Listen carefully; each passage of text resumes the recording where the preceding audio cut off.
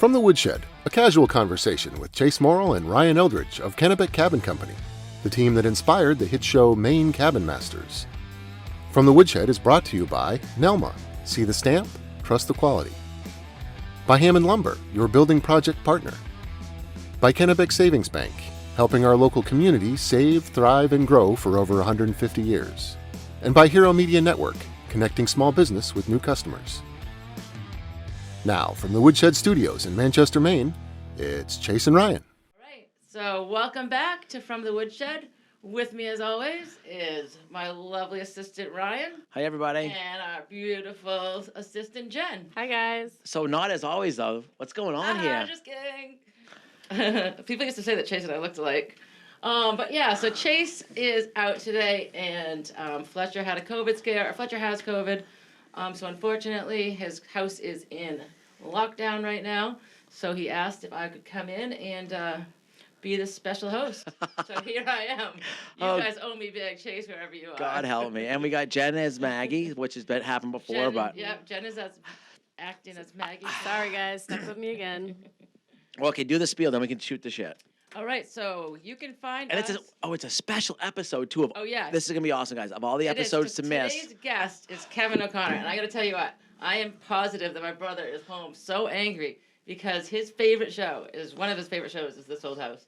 I mean, he's been watching it for years and years. It's the host of This Old House. I know. So to miss this one, He's upset. Yeah. So we were originally going to try and get him to zoom in for the guest portion.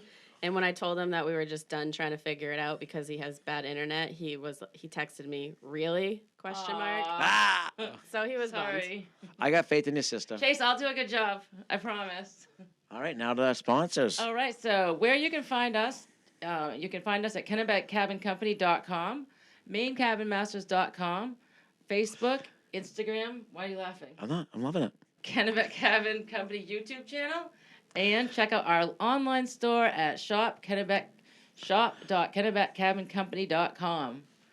And we also would like to thank our sponsors, Nelma, Northeastern Lumber Manufacturers Association, Hero Media Network, connecting small business with new customers, Hammond Lumber Company, the official building material supplier of Kennebec Cabin Company, and Kennebec Savings Bank, helping our local community save, thrive, and grow for over 150 years. How'd I do? Yeah, pretty darn good. Does Chase have it memorized? Yeah, pretty close. Wow, I'm laughing, I'm giggling over here. This is weird. But I'm glad to be with you, honey. Thanks. So what's new? Well, what's new? When did we get to the dash portion? I mean, the she just wants to drink. it's just hot up here. So you were on the first episode of the season. I was. Yeah. How many have you had since? We've had a lot. We're double digits. Who's been your favorite guest so far? I like them all. I couldn't Wrong pick. answer. Ashley, my wife.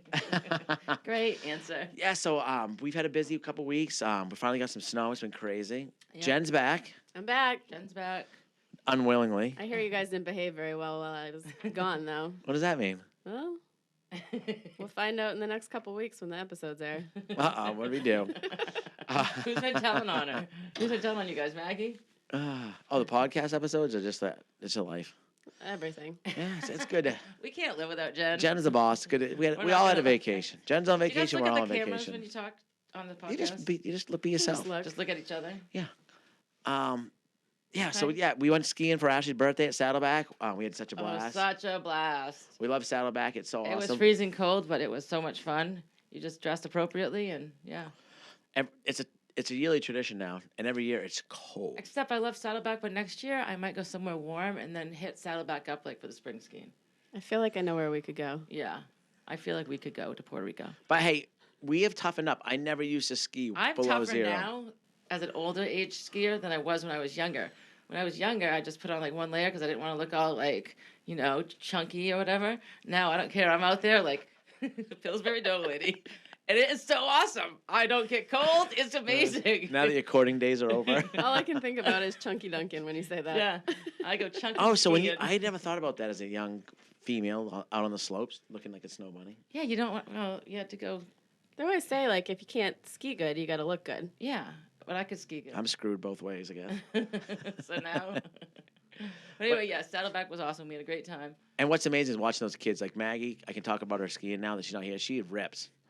Like She she does got good. form. Like she's doing good on her races. Hey, we never had that family race we were supposed to have. That's on purpose. Oh. Like watching Fletcher now. Fletch, like that kid's gonna be good. I think We need to Chase- put him in a ski school. He's like got his forms. And he's planting his poles He and like wants to. setting He's up for not jumps, jumping off everything. I remember skiing with him last year. He was a ripping little skier. Oh, wait till you see it. He was really trying to beat me hard. The first time, 4 years ago we ever brought him, we tricked him, brought him up to the top of Sugarloaf. Tricked him. He was so mad. Right, you guys up here. But he rips. He was yelling at Sounds me. like a monster. That doesn't sound like Fletcher. He was yelling at me because I wanted to go in and warm up. Like, he stayed out the whole time. It's pretty awesome to see. That's fun. Yeah. So, yeah, big day today. Today Kevin we've OConnor. been filming interviews all day. Chase got out of those. So they're putting together the repacks, which is a bunch of never before seen footage or memories or blah blah blah. So there's going to be 8 of them, I believe. Extended scenes, deleted scenes, redone scenes. Yeah, so it's fun, but we have to sit down, and just answer questions and just talk about, what we're seeing. Just go on and on and on and on and on. Talk. Because Talk. I don't mind it. I know you don't. But you were warm. Warm? Yeah, you were inside. Oh yeah, exactly. And now you're here as the host of the podcast. I've done a lot of talking today. Yeah. All right, guys, well, let's take a short break. In the meantime, check out this video from Hero Media, and we'll get back after that. The Hero Media Network is really a new approach to marketing for small businesses. We are on Main Street in a small town. We have served small businesses for 10 years. We understand the challenges for small businesses in reaching their customers. Everyone understands that video, certainly in social media marketing, is important, but good video is even better.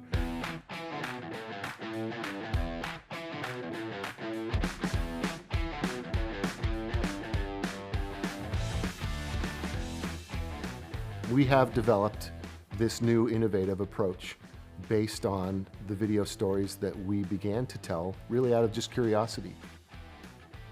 After watching a hero video, being served it through your social media, you really get a sense for who that person is, what drives them, a bit of their personality, and it, even through the screen, creates a bit of an emotional connection. You want to do business with that person. We'll send one of our select videographers to your business. There's no preparation necessary. They'll just watch what you do for a couple of hours, collecting images, and then you'll sit for a conversational interview to tell your story. From there, we create your 2-minute hero video, which can be the centerpiece of your website's About Us page. You'll also get about a month's worth of professional social media content to engage your audience. And you'll get a permanent place on the Hero Media Network, a growing collection of inspired entrepreneurs that we're building into a local e-commerce platform, like a digital Main Street. There's an increased desire on the part of consumers to want to support small business, and small businesses recognize that they need increased digital presence now more than ever, and we are combining both sides of that equation. We tell your story through compelling video, we share that story with customers who are eager to learn about you, and we grow your business. That's what the Hero Media Network does.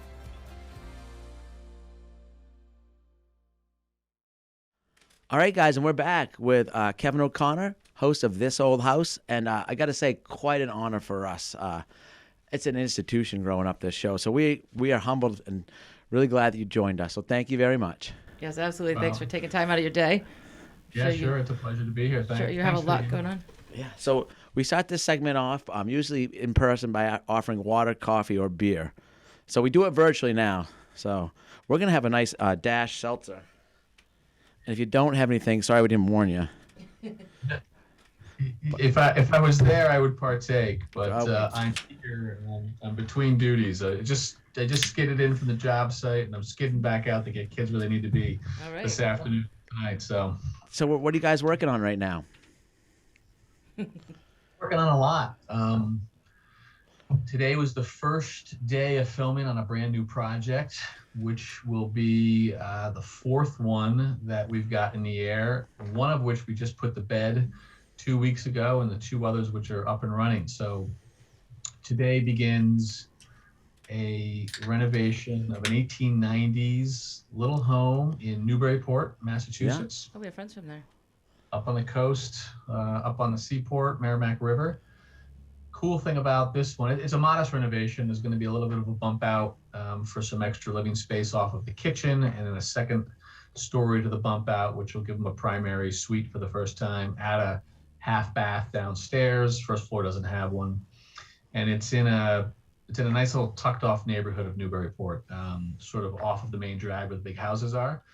But the homeowners, the wife, Melissa, is the daughter and sister of the Bilo family. And anyone who's watched This Old House for a long time knows that Richard Chathui, our primary plumber, has worked with the Bilos for many, many decades. Yeah. Richard's dad and Mr. Bilo go way back 30 years or so. And then the sons have been working as the plumbers for many of our projects for the Silver Brothers. So now we're working for them. Melissa and her husband and her daughter need a renovation. So we just started that one today. And then the other two that are underway is a beautiful place in Saratoga Springs, Yeah. New York, which is a great town. We love it up there. Horses and concerts. Yeah, exactly. And this place is old. Yeah. It's like, this one's 1860. Wow. 1860, yeah. So Civil War, Abraham Lincoln, and it's the 7th generation of the family who lives there. Oh, it's amazing. Now, for people that don't know, just because I haven't watched the show, I have to tell you, I was a surprised guest today. So for people that don't know the show, do you have one episode that you're filming and that you air? Like what I remember is there was only one house going the whole entire time, and then you'd finish that, and then another one would come. So like as you're talking about these different projects you have, they're ongoing at the same time, but they're not all being featured on the show at this time. Is that correct? You got it right, Ashley. Okay. You only see them in sequential order, but Okay. we're working on multiple houses at the same time, so that as soon as we finish with one, we roll into the next one. And the reason we've got 3 as opposed to the traditional 2 is that we've expanded our production for the current season, because we've got a new home on Roku, and they've asked for plenty of more content. Give us more of This Old House. Awesome. Production by 50%. So that means more time on Ask This Old House and more time with This Old House. So more projects. I must say, Ashley, you know what the show is. We were talking about this today. I do. I used to watch Okay, it. you came off like you didn't know what show it Oh, was. no. I was like, it was a long time ago. I was in high school, and We I were- just sit back and, I think it aired on Saturdays or Sundays, and I just remember watching it, with my dad and my friend Micah, and but it's been a while. I'm not home on. You were a public TV household, so it was a staple. Yeah, definitely was a staple. But like what you saying, This Old House, like you saying, a lot of history. How many years is it now from the original? We're in season 42. Oh my God. Wow. And our seasons are a year, unlike a lot of other Yeah. television.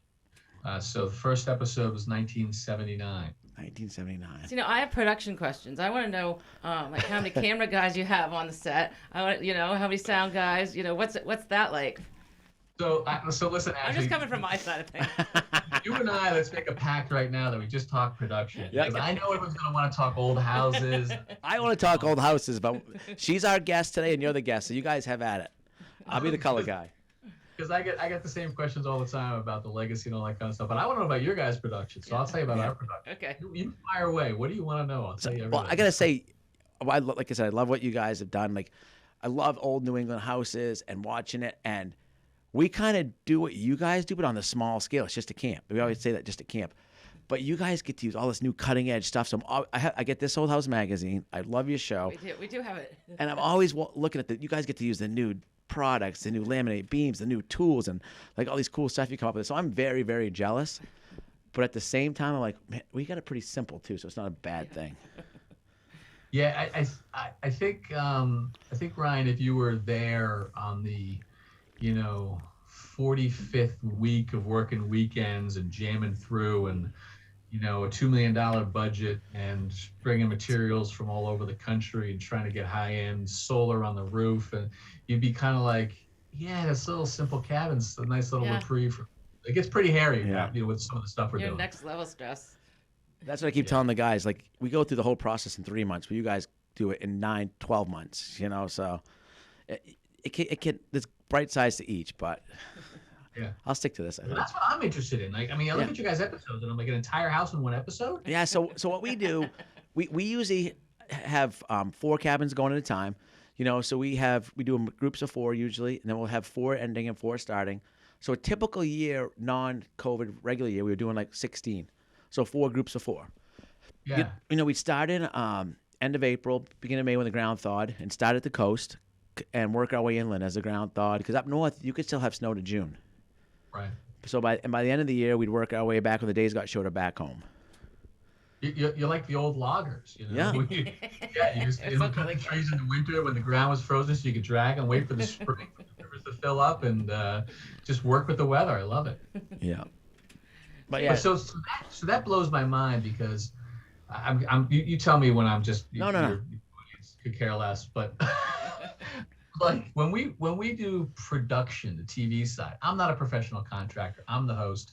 Everyone else is really thinking about how to build stuff, fix stuff, or whatever, and I love that. But I'm also fully aware that we have to make television shows.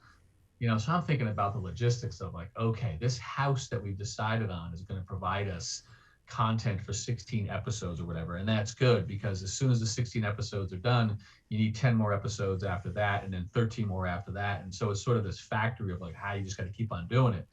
And so when I see an entire cabin renovated in one episode, I'm thinking to myself, oh my God, 13 cabins have got to be done, or 10 cabins have got to be done to get a season. Yeah. That is a mountain of work. We started out struggling through 10 cabins the first season. But we have a crew of really great carpenters behind us. We have try to get about 4 build crews between everybody. And there is a whole team behind us as well. But we have what you see on the 43 minutes of a 1-hour TV show, or 42. So much gets dropped to the cutting floor. Whereas if you have, so many episodes for one build, you probably get a whole lot more details and a whole lot more of the, stuff that we miss out on. But yeah, we get more detail, but a lot of stuff gets dropped as well. We were just doing interviews today for the never before seen episode that we have coming up. So they do pull it back in. All that lost footage. Yeah, top 10 cramped cabins that became camps or colossal decks or something like those. Those greatest hit shows. Yeah. But it's amazing for us because we don't see the footage before, so we see an episode airs and we don't know what storyline they're taking because they could go a million ways. And to see how talented those guys are as well, in the production company, I got a lot more respect for people in that industry. After going through the last 7 years of our life. It's a lot of work. It is a lot of work. What is it? It's easy to screw up. What does your normal production crew look like on a regular day on the job? So we have 2 shows, and we've started to shoot them a little differently. So I'll start with This Old House. Ask This Old House is ringing the doorbell, going to the homeowners, smaller projects, and then back into the barn workshop, and sort of wrapping them up there. But This Old House, which is the first, the granddaddy, that's when we're on the job site. We're a 1-camera shoot. So we've got 1 camera guy. We generally have a sound guy. Not always. That's crazy. We used to kind of strap microphones, Velcro them to the back of the camera guy, the receivers and all that. But now we pretty much have committed to a sound guy. And then we've got a grip gaffer who's going to sort of help our camera guy back up, move forward, get the lights up and running. And we've got a production assistant. And he or she is sort of keeping time and notes as we run through scenes. And then we've got a director who's calling the shots with, let's go, let's stop.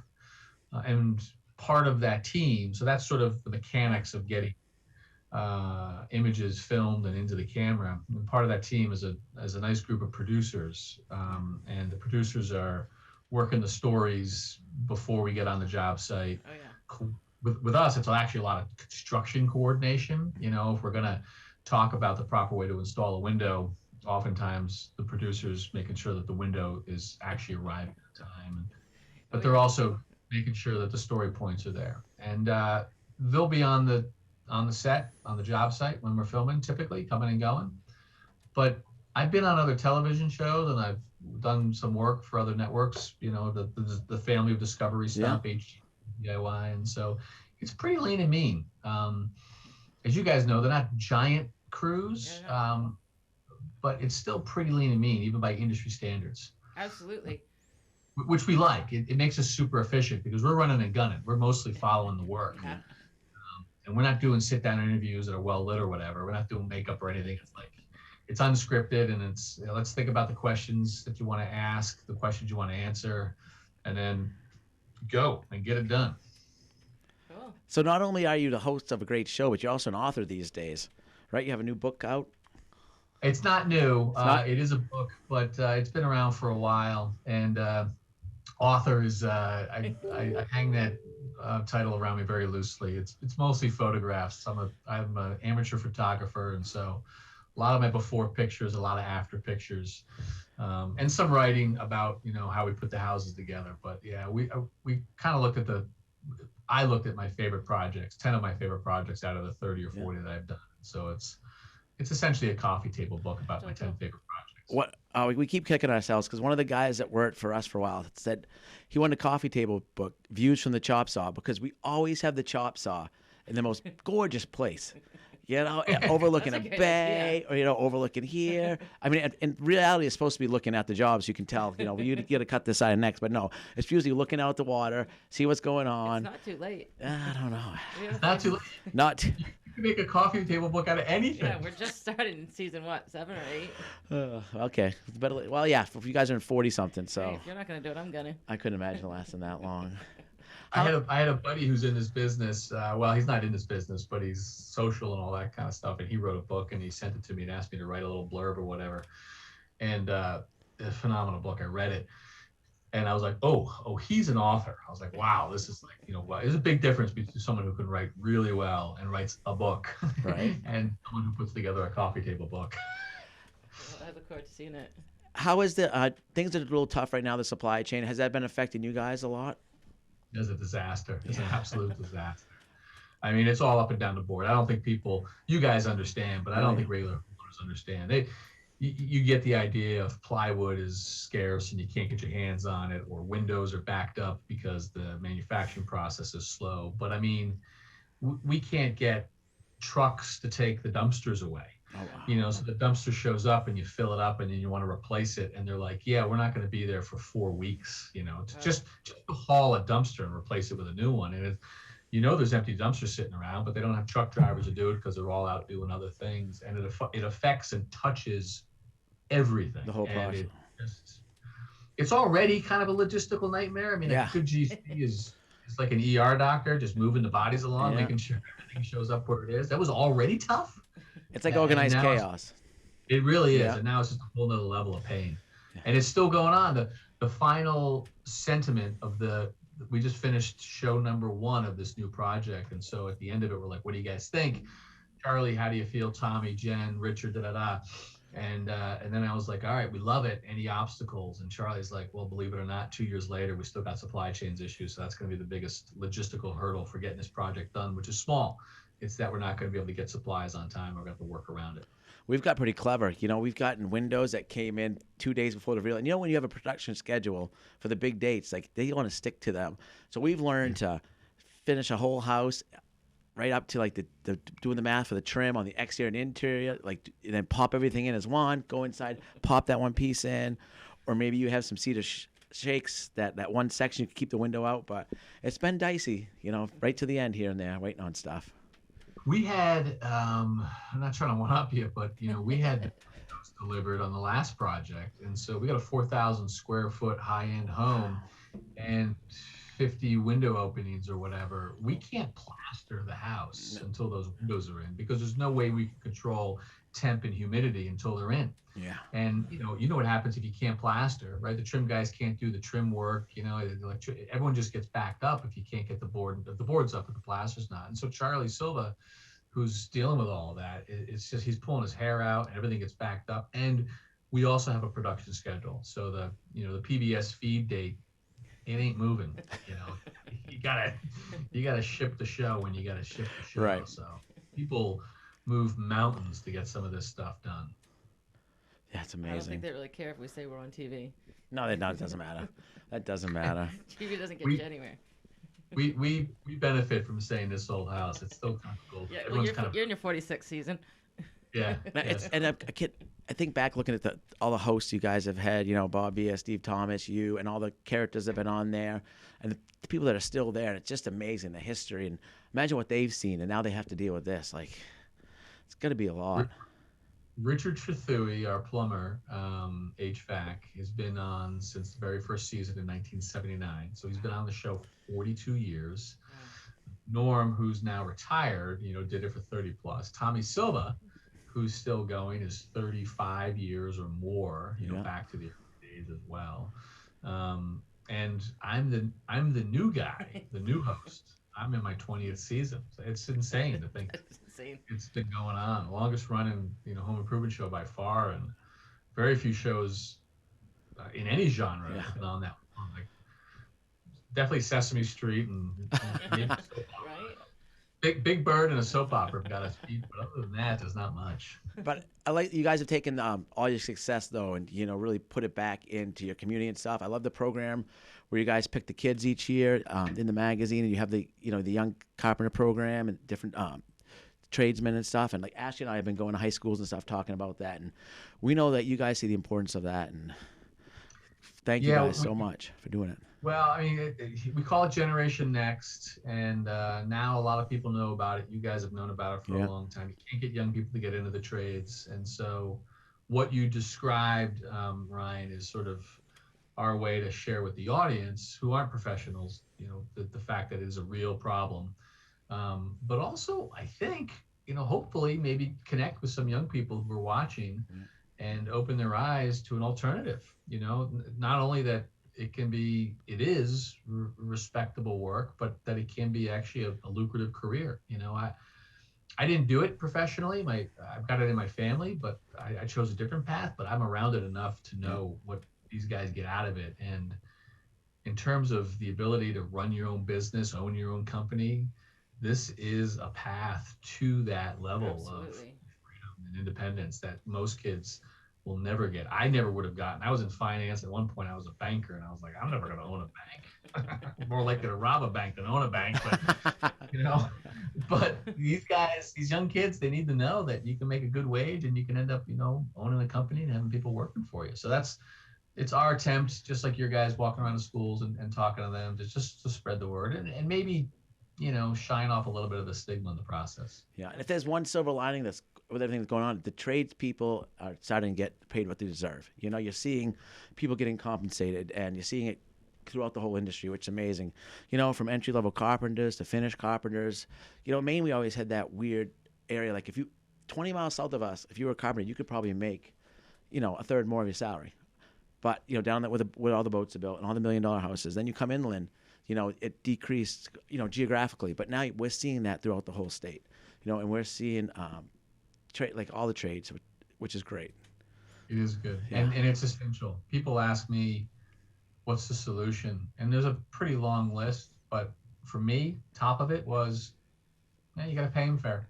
People are smart and they make decisions, and they look around and they say, tech pays this, pharma pays that, construction pays this. And I'm like, until you change the pay scale, people are going to make the smart decision to go somewhere else. So changing the pay scale, how they're paid, what they're paid, the full, range of benefits, that's important. And I think that'll really help the situation. So what else did you do before you were on TV?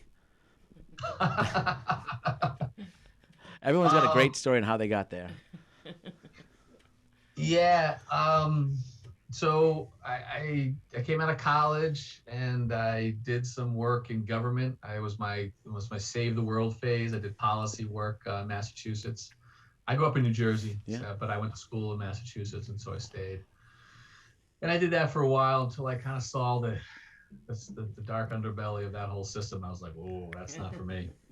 And at the same time, I got an itch for finance, and so I went back and I got a business degree, and then I came out of that and I went into corporate banking, which I actually really loved. I enjoyed it quite a bit. It was deals and it was numbers and it was kind of my thing.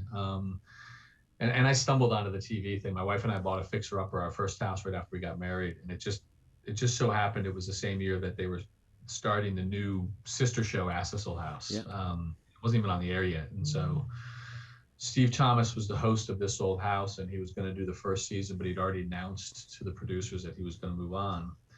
So while they were making house calls, filming the pilot season of Ask This Old House, they went through the mailbag to the magazine. And having grown up watching the show, and then being stupid enough to buy this 90s Queen Anne fixer-upper that didn't have anything in it working, and my wife and I were fixing it up, and we, about 2 weeks into it, got into a jam. For some reason, I don't know why, but for some reason we wrote the magazine a letter saying, hey, can you send us some information on some historical details or whatever. Anyway, that led to the producers for the new show reading it, and they came out to the house and they filmed an episode with my wife, myself, and Tommy Silva. And I was, I came home from work that night in my blue suit and my wingtips, and then we filmed the next day, and then I went back to the bank in my gray suit and my wingtips, and out of the blue, like 3 weeks later, they called up and they're like, any chance you want to host the show? Oh my gosh. Wow, That's so crazy. And I was like, Yeah. No, at first I was like, what? Like, that's a bad idea. All around. They obviously saw something in you shooting the episode. The host is the homeowner, right? The Tommy, Richard, Jen, Mark, those guys are the professionals, and so the host asks them the questions. And I will tell you that when Tommy was in my house working on this project, and then Jim Clark, who was the painting expert working on this project, I never stopped asking him questions because I had to fix the house, and I was like, he's leaving in 24 hours, but I gotta, so the host is the knucklehead who wants to know how to do stuff, and so they were like, oh, that kid's a knucklehead, he'll ask anything. Yeah, so. That's awesome. Yeah, don't kill the middleman. Well, I'd love to ask you questions all day, but we put some questions out on social media, and we have some great questions from all our fans. So Jen's over there in the corner hiding from you, but she's going to ask you a few questions. Hi, Kevin. Hi, Jen. Lay it on me. All right, so we've got some from Instagram first. The first one's from Brian.K8. What was the most structurally complicated project you can remember? And are there any old school building techniques that are still the best way to do it? Ooh, good question. Complicated structurally is a better question for a guy like Charlie or Tommy who have got to pull it off. But the project that's on the air now, which is an old Concord Cape, is probably got to be up there. And the reason is that the 1890s Cape that had a bunch of additions done off the back over the years, those were taken off and then replaced with a beautiful modern addition. But you ended up with a traditional A-frame Cape up front, and then this big glass box with these sweeping roof lines.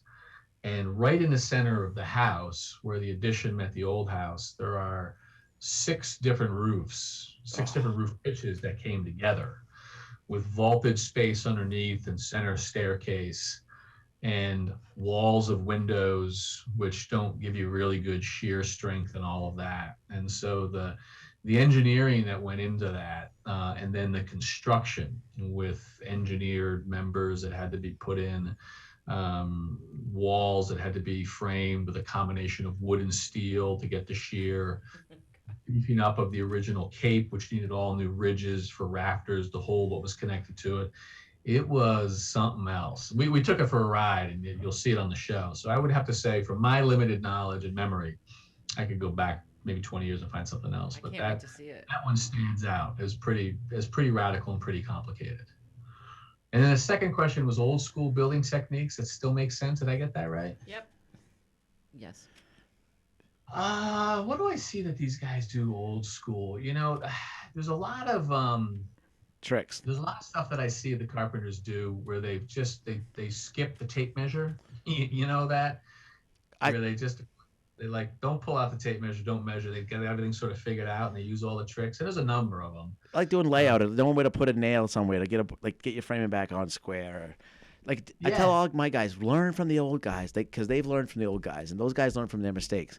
And anytime you can learn from somebody else's mistake, you're doing it right. Yeah, it's true. And the stuff that they're still doing, it only survived because it still makes sense. They've seen the new stuff. They've seen the new ways of all that. And so Yeah, I see a lot of layout where guys aren't using tape measures and they're using sort of markings on the sheet goods, or they know what the 8s and the 10s are, and they're figuring it out like that. And I see them sort of being able to kind of eyeball the pitches and all that. And so when I see those guys doing it, I know it's kind of old school, and I know it's gotten to an intuitive level. And they're kind of snarling at the young guy who's got to pull up the tape and do the math. Because Figure out, is it the red diamond or the black diamond that I'm looking at? That's me. Because they know they could tell you, but you have to earn it, right? The whole time, like, no, you got to figure that out yourself, buddy. Like, earn your keep. Yeah. All right. Our next question is from Jan Wasniewski. She asked, do you have a favorite style of old house to see refurbished? I do. I will tell you that it used to be a Victorian, and in fact, the Queen Anne, which was that first one that I bought and we still own. I sort of like the kind of asymmetrical natures to it, the bay windows, the kind of emphasis of the big front porches that typically were deep. I like the Queen Anne window style. Over time, I've sort of gravitated away from it. I don't dislike it now, but I sort of am a little tired of the fussiness of it. They're sort of robust and ornate, and I think it's a natural progression that as we get older, at least I see with a lot of other people, you kind of lean towards a cleaner, more modern style. And so the simplicity of the farmhouse, which is actually a form that can very easily be made to look contemporary on the inside without really affecting that classic outside look.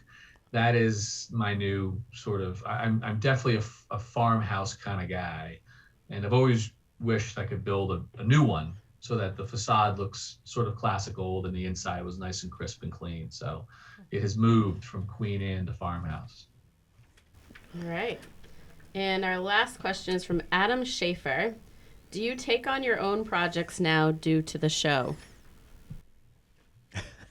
I do, and I did. I've always got something going. I will confess, fewer of them now than back in the day.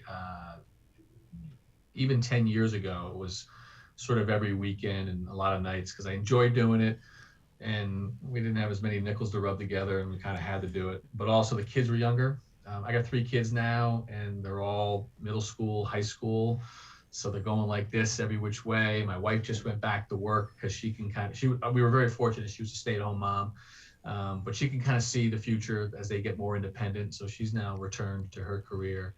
And every time I get a project that I think I'm going to do for fun, mostly just for fun now, one of the kids, is dragging me off to drive me here or take me to this or come to this game or that game. So a lot of them fall off the list, but I still enjoy it. I've got a workshop in my garage. I carry my tools around with me, and I don't play golf. I don't, do any kind of the vacation stuff really. That's kind of I kind of relax by doing that stuff when I can.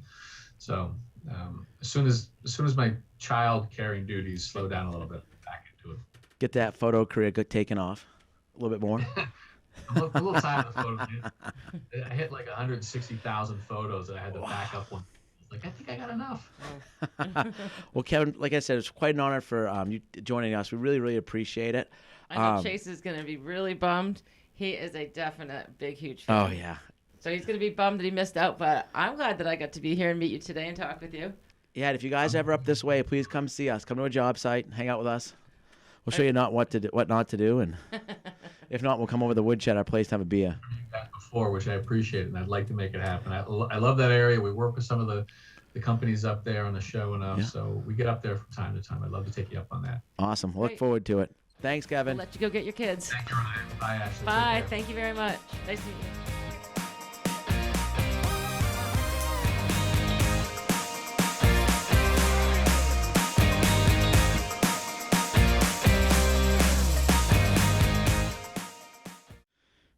All right, we are back with Project Pointers.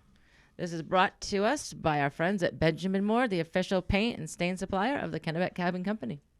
Submit a short video with your questions to podcast at mainecabinmasters.com, and we might select you next week. Don't forget to include your name and where you're from, and the more information, the better. And pictures. Pictures. We love pictures. We really like pictures. Pictures. I don't know what they're talking about, but send them. So right now is when your brother and I answer questions about building stuff. So I Oh cannot yeah, I wait know. till you're gonna kill I this. remember this part because I watch every week. And yeah, it doesn't necessarily have to be a video, but email with pictures and questions. Yeah, a question with pictures is ideal because the videos haven't been working well. No. We don't get them. The files are too big, and Yeah, technology up here is complicated. not perfect. it's not really a thing. And while we're talking about Benjamin Moore, Ash, you got a couple projects going on. I do. Tell us about them. Yeah, so with Benjamin Moore, I am working on a collaboration with Benjamin Moore to pick out around 30 of my own custom colors. So I'm really excited. I've been kind of running around the state taking pictures of everything that inspires me, any colors that I like. They're all of me, obviously. Yeah, they're all going to be gray and black. Cha-ching. I mean- The dong ding. No, just kidding. But yeah, I do have some grays and blacks on there, actually. I have a really nice charcoal one. You know, a lot of them are going to be past camps, which colors I chose and really liked. And then new ones coming up. So And some custom colors too. custom colors as well. So stay tuned. So, Ashley, how do you make a custom color? Because Ash, This is how I make a custom color. I will go and we were up at Saddleback and I saw this guy's, he had this ski jacket on. he was.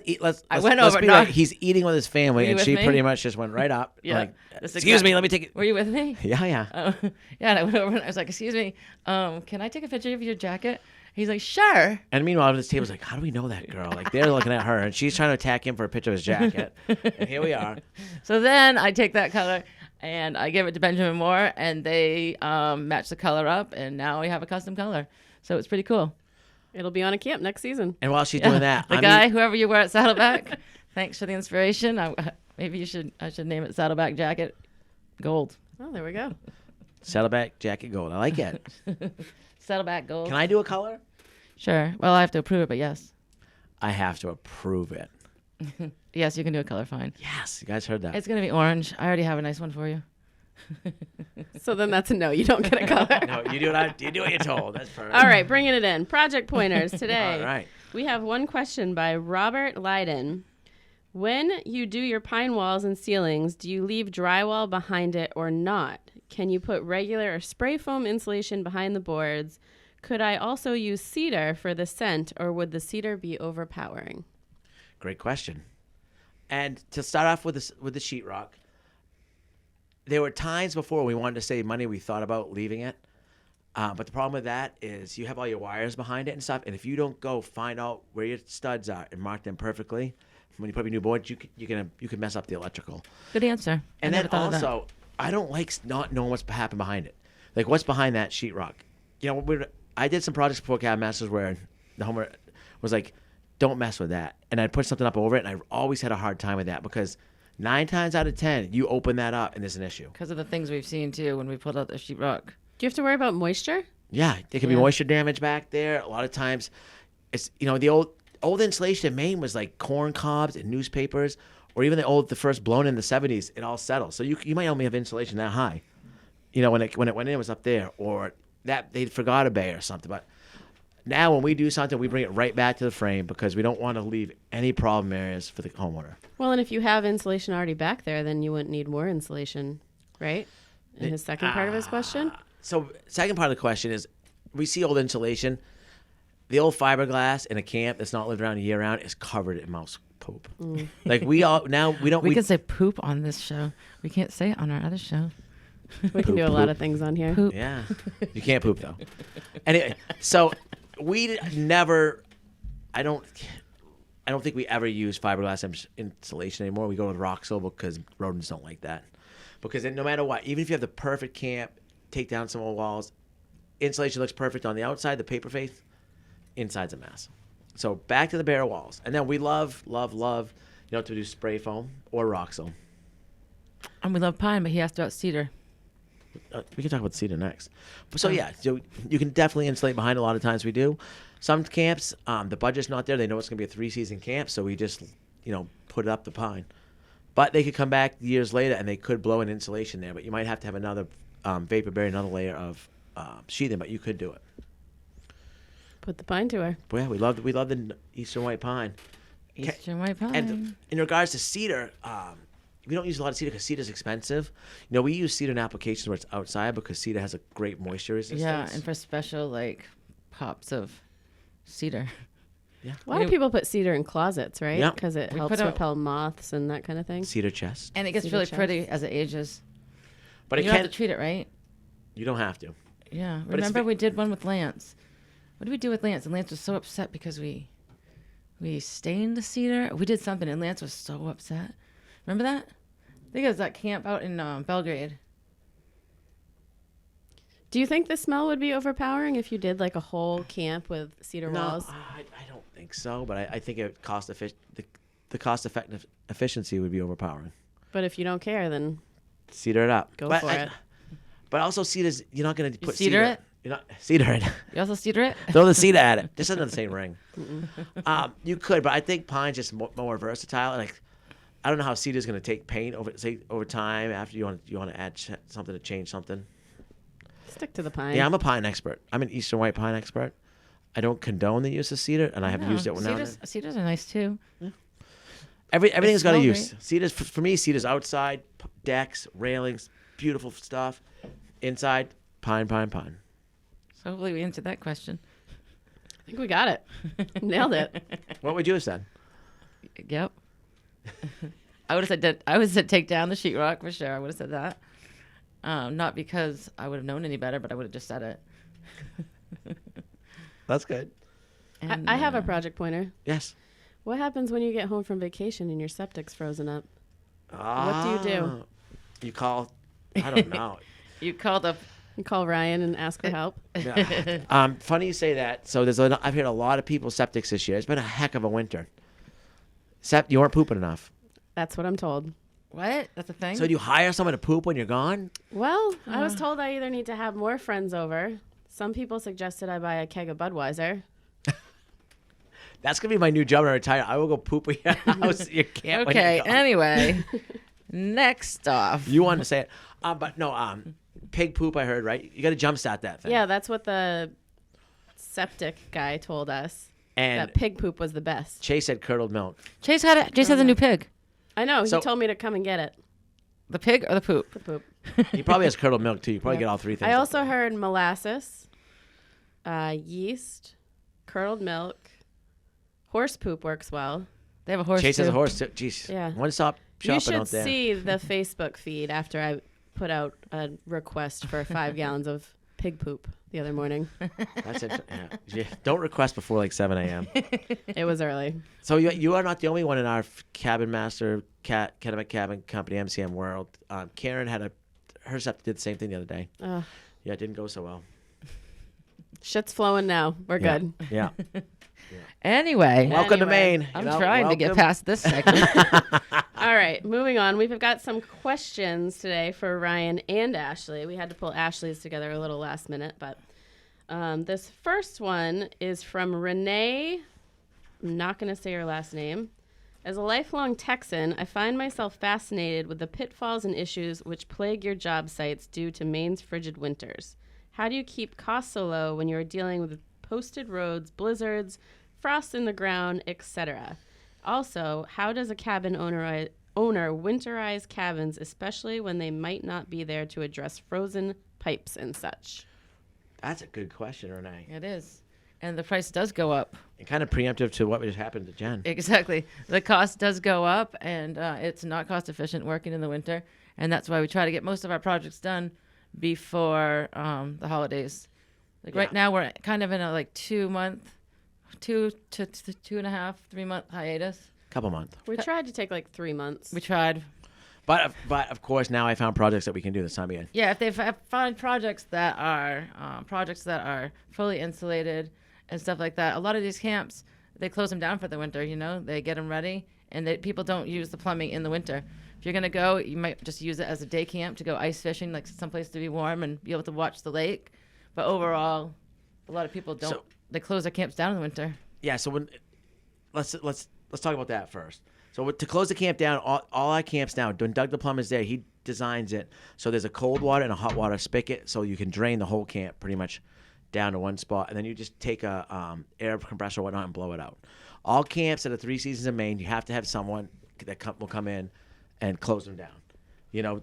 Blow out all the lines, put RV antifreeze in the toilets, and pray. Because it doesn't always work. Because sometimes Sometimes you stay at camp and then you use the toilet and then you get in trouble.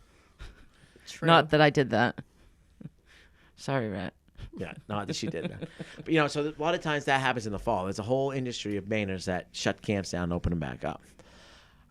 In regards to building over into the winter, we do know it costs more money. Some homeowners are willing to not lose their camp in the summer, so that extra cost is justified. Maybe it's going to cost 15% more because we're working through the winter, but you're going to have your July and August. Not everyone gets that option, but sometimes it works out that way. There's some projects like one we're doing now where we're doing a lot of earthwork and stuff where I feel better doing the work in the winter, and the homeowner I know agrees with me. So our runoff, like if you're pulling all this material out of a camp to jack it up, put a foundation under it, in the summer you're going to get thunderstorms and you're going to get rain, and that material's going to move. In the winter, it's not moving. We're keeping We put those snakes up? Snakes? What the heck are you talking about? Those snakes for the runoff. Those green snakes Oh, yeah, those are erosion control. for runoff. Yeah, for runoff, exactly. So you would rather dig a foundation in the winter than in the summer? I think that's just him. No, I would. Now, I would for the the environmental reasons, because I know we can do it. I know we have subs that know how to do it. We cost more money because we have to build a frame around it, put heat in it. But the impact we're going to do is going to stay right there. None of that is moving. None of that's even going towards the lake. That makes sense. It's going to take us a little longer. It's going to cost a little bit more money, but that lake is going to be as pristine as when we started, and the whole lot's going to be as pristine as we started. No, that makes sense. One of my neighbors just started a foundation yesterday. I thought he was crazy. But And I, Guess not. and I shouldn't say this, but I'm going to anyways. Me. There's a lot less people around to Don't say these things. Because one of the common misperceptions in Maine is that people are doing things illegally, but you can do all this stuff and you can get permits. Just people don't know the correct avenue. Well, and I think that's the key right there, especially with how many people from outer state are coming and buying up lakefront property. Is they don't mean to do harm, they just don't know. No, and they're, but Some do. Well, no, and in the same sense, so these same people are calling the town office like, "Oh, what are they doing?" So I need, like the project I did at my brother's house. The town got called 50 times, but no, the permits are in place. These people are only trying to protect their Water. investment, and I totally get it. Yeah. So but that's another reason why I do it in the winter. It's easier. Less people around. It's just a smoother process, and I think it's better for the environment. Makes sense to me. Good answer. All right, moving on. Moving on. Adam Schaefer. Planning on making a trip to Maine to hit up the Woodshed. Yeah, you are, Adam. I'll be right here drinking, Adam. My wife and I love seafood. What would be the best time of year to come to Maine? The best time of year to come to Maine is definitely summer, fall. Spring's got a mud season. I'd say summer or fall. Definitely get in touch with us. We'll send you to the right places to go get seafood, depending on where you're staying in Maine. But there's a lot of good ones. I love July, August, September, and October are like just primo. Yeah. You're not going to go wrong. End of October might get a little cold, but you got your foliage. June, you got your bug season. But a lot of, what's winter's nice, and there are a lot of the seafood restaurants. A lot of the local small ones on the coast will close down, but there's still a lot of delicious ones, around, like in Rockland and Damariscotta and those areas. It's definitely less crowded the further into the fall you get. Yeah. If you come in like July, August, you're going to be Route 1 stuck in traffic. It's beautiful, but it's busy. Think about this. But if you're stuck in traffic with a lobster roll, no Sure. big deal. Mm-hmm. We've got a great lobster roll, actually. Yeah, we do. We sold a lot of lobster rolls this year. They did a heck of a job. Mm-hmm. Yeah, I know I'm biased, but I feel like our lobster roll is one of the best I've had. If it was me, I would say come in end of September. Yeah, I would say August or September. Because I hate humidity and crowds. Yeah. And the black flies are better. I like you August, September. You hate crowds? Since when? Okay, I hate humidity. Oh my God, crowds! I'm gonna have to talk. I can't believe it. Just like his father. Right? You'll meet Mike Eldridge if you come to the Woodshed. You will meet Mike Eldridge when you come to the Woodshed. Maybe I should have Mikey be the guest host sometimes. Yeah, you should. Just It'd be like this. So, son. Hey, son. No, what does he say? Way good, son. You can promote his drum Sorry, circle. Mike. But yeah. We think it's cute. The drum circles are on the schedule. Yeah. Heard it here first. Mm-hmm. Ryan's father hosts drum circles a few times this summer, and they get a great turnout, and they're pretty cool. I've come to a couple. Yeah, I think we have 3 scheduled so far. So. Yeah. So bring your drum and just show up. Yep. Check our schedule to find out when they are. You can drum in one hand, ops roll in the other. Yeah. There you go. That's how I do it. All right. Sally McNeil. Ashley, where do you get your inspiration for some of your special project creations on the show? A lot of my inspiration comes from walking around the job site and finding something that needs to be made into something else. You know, I will go, like, if I can't find something on the job site, then I'll kind of like start thinking outside of the box. But I really like it when I can find something. You know, I was just watching an episode the other day, and we found this old lobster buoy, and then it turned into like this bell that we rang, and then they can get you a drink, or like this whole creative thing that Chase and I came up with. So I preferred it that way. But then if not, just kind of like look around, ask people, go to Pinterest. What's weird is it seems like the episode of The Cabin has a million ideas for special projects, or like we rack our brain. It's either like inundated. That is. We either have a million projects or And I'll be running around. You'll see me sometimes running up to Dixie and Jedi, Chase, whoever, and being like, what can I do? Have you guys, can you think of anything? Did you find anything when I wasn't here? Yeah. So pretty much that's how I come up with my ideas. She walks around the job site and talks to the dogs, and they figure it out usually. Yeah, that's true. And then she calls one of her buddies, and the buddies come over, and they spend all day making it. All right. have a blast. Allison Reed Someone's would like jealous. to know, Ashley, when you were little, did you know you wanted to be a designer, or did you want to be something else? When I was little, I didn't really know what I wanted to be honest. I always liked art. I was always good at it. I went to school for graphic design. Then I owned a little, home goods, furniture, salvage furniture that my dad and my brother made store in downtown Hollowell. No, don't be so humble. You guys were picking before picking was a big thing. Yeah. And you guys are doing barn board furniture before it was big. Like, But yeah, so you guys like 2 I or had a 3 home ahead goods of store. So I always like had an eye for it. I always used to change my room around. I remember this, like, I would just go redecorate my room all the time. Now it can't even get me to clean my room. I think you Timed had that wrong, that didn't store I? when I first met you. Yeah, the potluck shop. Yeah. It was next door to the Liberal Cup in downtown I Hollowell. never went there, but And what did you, Mike and Izzy used to watch growing up? Mike and Izzy. And Mike and Izzy, what you guys used to watch for TV? Micah? Yeah. This old house? Yeah. Gosh, here we go what a back to that. coincidence. Yeah. All right, fine. I used to watch it. But you guys, I just haven't watched it recently, so I just wasn't totally, like, into the flow of it. Yeah, I was impressed. You do see my magazines around. Yeah. I look at your magazines all the time. But I didn't know the name of it. Actually, Michael Tideff got me that for Christmas one year. Like when we worked on his deck, like 8 years Is he ago. still paying for your subscription? Yeah, he got me one year. God love you, thanks, buddy. And then I do the rest. Rye, what did you want to be when you were little? I wanted to work in construction, like my dad liked bridges, like dump trucks, building bridges and stuff. You did? That's cute. Civil engineering. I did 5 years of math in high school I love math. to get there, and I hated math. So about I love it. 4 months into farming, Orono, I'm like, what the hell? I hate this. What am I doing? You went to Orono first? Yeah, civil engineering. Oh, Me too. Yeah. Jinx, you owe me a dash. But none of us graduated from there, right? No, You mean? you made You're Farmington. Southern Maine. You made Farmington. Proud to be a beaver. Tell us all your graduation, Ash. I graduated with my Uncle Tim. Yeah, who was your inspiration? Oh, Ryan. So what happened was I was one class shy of my degree, and I moved to Colorado and became a ski bum. So when I came back, Ryan's like, you have to take this. And we were just friends at this time. He's like, you have to go. And it was biology lab. Let me tell you what, don't do biology lab without biology. I took biology first, years before. Anyway, I passed, and then I got to March. And when I marched, my Uncle Timmy had gone back to school. So he actually marched in the same graduation with me. It's cool. Yeah, it was. You want to know the real story? That is the real story. I just didn't want to bring a non-college graduate home to mom. Oh, my God. Yeah, because you have none of those. You're full of it. All right. One last College question doesn't because mean- I didn't keep track I'm of time. kidding. I would have put you in HVAC these days. Yeah.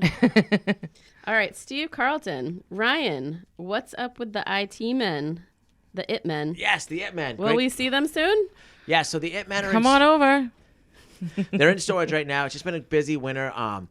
They're in kind of like a cold storage, and I just knew they wouldn't get ready this spring. We're going to start the project on. We're going to chronicle it. We're going to start doing updates. And we are going to take volunteers. So if you're a local, We want volunteers to come down when we do have the project days and help us work on them. There you go. Ashley's taking volunteers. I don't know about that. How are we doing that? You're gonna get in touch with Ryan at his email and let him know. We'll figure it out. But anyways. Do not give him your email? Okay. Pretty sure you can figure it out if you go to the website. The Antman are in good hands. It's going to be a process. I've talked to Benjamin Moore, which is awesome. That color is like unique. And they are going to color match the original Antman color. So for those of you that don't know, the Antman are these two air control guys. Do they already know this? No. I'm saying this is good that you're explaining stuff. These two air control guys that were at the gates at the Highgate show, the fish show. The IT Festival. Highgate was a Grateful Dead, but yeah, you're close. Oh, well, I'd rather. The fish show in Loring Air Force Base. Sorry, just kidding. Not Highgate. The fish show at Loring Air. Oh, yeah, that's why, because it was at the Air Force Base. Oh, okay, that's why. Limestone. So anyway, long story short, they were at the University of Presque Isle. They had to be taken down. They called. Somehow Ryan found out.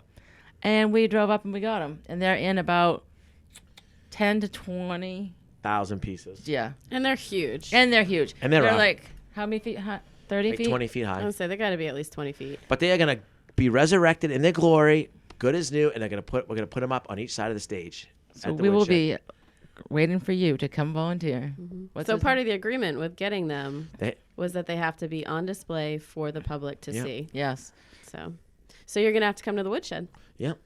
And yeah, it'll happen. It's just winter's so like we were saying earlier, just working outside and like they're in an old like greenhouse structure and it's just not easy to get It's to. not a real greenhouse. It's just greenhouse structure. Yeah. So, but this spring I'm going to take it on. They're going to be ready for probably, I'd say, I don't want to say Memorial. They'll be ready for 4th of July Let's weekend. take some bets out there, people. 4th of July weekend, they'll be ready. All right, here we go. You know what we're betting. But we're chronicling the process. Yep. So you can follow it. There's a Facebook page. You already created a Facebook page? Yep. Yeah. I can't remember what it's called. No, I remember what it was. Antman. You made it up on the drive home. Restoration or something. I don't know. Restoration of the Antman. No, it was something that was part of the rescue squad. No, he wanted it to be something else, and we couldn't because Facebook wouldn't. Oh, we couldn't steal take rescue squad from fish, but yeah. we're on it. It'll be awesome. Yeah. So fish rescue squad is a fish thing. Yeah, we don't have time for that. If people know that and I don't. Fish. All right, we're out of time. I think I forgot to keep track. Oh no, we have one more thing. Let's talk about new merchandise, right? Oh yeah. Oh, we have a couple more things. Jeez, the new Maggie's trying to get the hell out of here. TikTok. All right, so guys, we love it. We have our Kennebec Cabin Company. This is an item we don't always have in stock, but we have some right now. We try to build up a big selection of them, and when they're here, and when they're not, they're gone. So tonight we have Cabin Masters saw blades. These are saw blades that have been used, abused, and they're still sharp, even though still sharp. We don't use them anymore. And they have a Maine Cabin Masters logo in them. Each one's imprinted with Maine Cabin Master logo and signed by all 5 of the Maine Cabin Masters. Supplies are limited. Hopefully they aren't sold out by the time this episode premieres. I tell you what, I signed a lot of saw blades the other day. They're really cool. Something like just a fun thing. It's pretty cool though, like hang on the wall. They are cool. Lots of people bought them just to like put up on their workshop, or bought them for their husbands or for their wives or whatever. I bought 4 for Ninja Stars. No. As a frisbee for Gus. Hopefully we still have some left. Yeah. When this airs. We're keeping all our broken tools though, so over time we might have some other random cool stuff that's signed. Yeah. And you might not always get all of our autographs over time, depending on what's going on, but we're all going to try to get here when we can. Things are getting busy, so getting autographs has actually turned into quite a thing. So, yeah, it's been over a year since we've had these. Yeah. They will all be autographed. So, yeah. All right, so now we have trivia, but I was on vacation, so I have no idea which question was last week's. Oh, God, I can remember. If Make not, it we easy. could just read them all. You guys go in order? Oh, I got it right here, and Chase knew it. We Ready? just pick them randomly. Last week's question is coming up, and if you know the answer and you're the first person to send the correct answer to podcast@mainecabinmasters.com, you will be the winner. Wait, I don't get to answer it? All right, last week's question. You can answer this one. You can't. What answer town this is famous for its coffin manufacturing industry and crank telephone system? Coffin? Like we die, you put me in a coffin? Yeah. one. Coffin. And crank telephone? Yeah. And actually, in this town, there's still a big crank telephone in the middle of it. While you guys are thinking about that, do you want to know it? In Westgarden, it was a Westgarden telephone company, until like I was still in college, and you could dial the last 4 digits. If you were 724, you could dial the last 2, 3, 4 digits if you were in town. In West G. West G, yeah. Wow. I don't know. I would say I somewhere. think my buddy Casey was somewhere up 3869. in near Skowhegan area. I was thinking like Thomaston. Norway. Sweden. You guys are getting closer down China. down that way. No. Mexico. Belfast. Something pond, and my name's in the middle of the first word. Bryant Pond. Oh! I mean, I pretty much gave it to you, but I didn't. That was That's good. pretty good. I've never even been there. Chase knew the answer to that. Chase knew the answer. Chase, if you're out there, you cannot send the correct. Chase, you're the winner. I'll send you a T-shirt. I'll sign it. Oh, these are good. So, all right, now, next question. You can't answer this out loud, Ash. She's all going to say it to us and our audience, and we get to think about it for a week. I forgot to pick out one, so Okay, I probably wouldn't know it, but if I do know it, I'm gonna we'll totally go with say this it. one. Because we have a guest female host today, we're going to go with this. What Maine woman is included in Margaret Truman's book, Woman of Courage? I think that she might have the same name as the author. Ashley, you can't say anything. I haven't looked. Ashley. Am I wrong? I can't answer that question. I don't know. No, you got to Just a guess. Who is that? You got to do it All again. right. You can't Yeah, say nothing. Margaret hon. Chase Smith. That's what I was gonna That say. was kind of easy, huh? Yeah, All right. I like it. I was going to say Samantha Smith from Manchester. Oh, what's this one? Oh, I like that, but I won't do that one. Ashley. Um, Don't say anything. Oh, this is a good one. All right, here we go. I'm gonna say the answer. What, Turn her mic off. Trey, turn her mic off, please. What is planted around Merry Meeting Bay to attract migrating waterfowl? Do you know it? I can't answer. Yeah, but you can tell me if you know it. No, I have to think. About I got some this. funny answers. All right. What are they? You're not going to guess it. So. Marijuana. No. Hops for beer. Nope. Duck crows. What's a duck crow? Get it? Scarecrow for a duck. All right, we're done. That was amazing. Oh, God. Good time. So if you guys know the correct answer to that, send it to podcast@mainecabinmasters.com. And Chase, you can answer that one because you're not here, buddy. Mm-hmm. All right. So, Ash, this is when you wind it up. So thanks again. First of all, I'd like to thank you all for having me today. Yeah, a little. This has been really fun. Will you come back? Yeah, I'm the guest every year. Yeah, if we get some more incidences, yes, I'll come back. So thanks to our sponsors. I got a quick question. What? Would you be? How about if you were here and your brother was there? Would it be more natural probably because you guys have? I mean, you guys go back 40-something years. I think it would be just the same because I work with you guys every day and we talk all the time. I think it would be just like this, probably. We'll try it out sometime, but don't go getting sick. No, I'm taking next week off. Perfect. Okay. Well, anyway, Chase, we hope you're feeling better. Yes, Fletch. If Or you're stuck in your Fletcher, room and you sorry. need anything, call me. I'll hook you up. Yeah, Fletcher, hope you're feeling better. Hope the rest of the family doesn't catch it. And we'd like to thank our sponsors again, Nelma, Hero Media Network, Hammond Lumber Company, and Kennebec Savings Bank. And from the Woodshed, we'll be talking to you. How does he say that? We'll be talking to you. We'll be talking to you. From the Woodshed, we'll be talking to you. Night. Bye. From the Woodshed has been brought to you by Nelma. See the stamp, trust the quality. Hammond Lumber, your building project partner. Kennebec Savings Bank, helping our local community save, thrive, and grow for over 150 years. And Hero Media Network, connecting small business with new customers. From the Woodshed is a production of Kennebec Cabin Company. See you next time.